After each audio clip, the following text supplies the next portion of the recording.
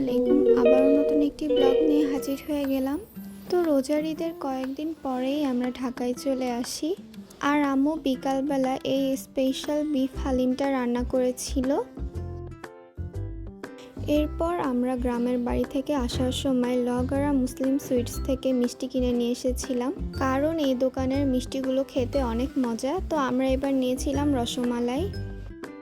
আমাদের এই ভিডিওটি যদি আপনাদের কাছে ভালো লেগে থাকে তাহলে প্লিজ আমাদের চ্যানেলটিকে সাবস্ক্রাইব করে আমাদের পাশেই থাকবেন, আর যারা আগে থেকেই করে রেখেছেন তাদেরকে অসংখ্য ধন্যবাদ। এর পরের দিন এই যে আমি এখন স্কুলে যাব বলে রেডি হয়ে নিচ্ছি। ঈদের পরই তো সবার স্কুল খুলে গিয়েছে, তো আমাদের স্কুলও খুলে গিয়েছে ঈদের কয়েকদিন পরেই। তারপর স্কুল ছুটি হওয়ার পর আমি এখানে একটু পেয়ারা মাখা খাচ্ছিলাম। আর স্কুল ছুটি হওয়ার পর আমি আর আমার আম্মু চলে গিয়েছিলাম পহেলা বৈশাখের শপিং করতে। এরপর বিকালবেলা বাবা আমার জন্য ফুচকা কিনে নিয়ে এসেছিল। তো আমি ফুচকাগুলোকে সুন্দর করে প্লেটে সার্ভ করে নিচ্ছি।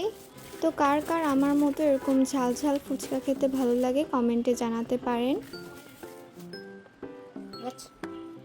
আর এটা হচ্ছে ঝালটক, আমি সবসময় ঝালটক দিয়েই ফুচকা খাই।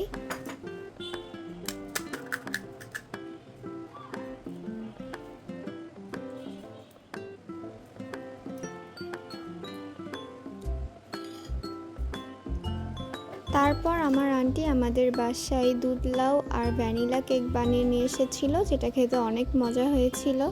আর বিকালবেলা দেখুন আকাশে কত পাখি একসাথে উড়ছে। আর এই যে এই আম গাছটাই হচ্ছে কয়েক বছর পর পর আম ধরে, এবারও আম ধরেছে কিন্তু আমের পরিমাণটা খুবই কম। আর এর পাশেই আর একটা আম গাছ আছে, এই আম গাছটা এবার অনেক আম ধরেছে। তারপর আমার ঈদের সালামি দিয়ে আমি কিছু চকলেটস কিনেছিলাম। তো এই চকলেটগুলো কে কে এর আগে খেয়েছেন কমেন্টে জানাতে পারেন। আর আমি এই চকলেটগুলো দিয়ে এরকম একটা চকলেট প্লেট বানিয়েছিলাম, যেটা আপনারা শর্টসে দেখতে পেয়েছেন। তারপর আম্মু এই চিকেন চাউমিনটা রান্না করেছিল। আজকের এই ব্লগটা এই পর্যন্তই। সবাই ভালো থাকবেন, সুস্থ থাকবেন। আল্লাহ হাফেজ।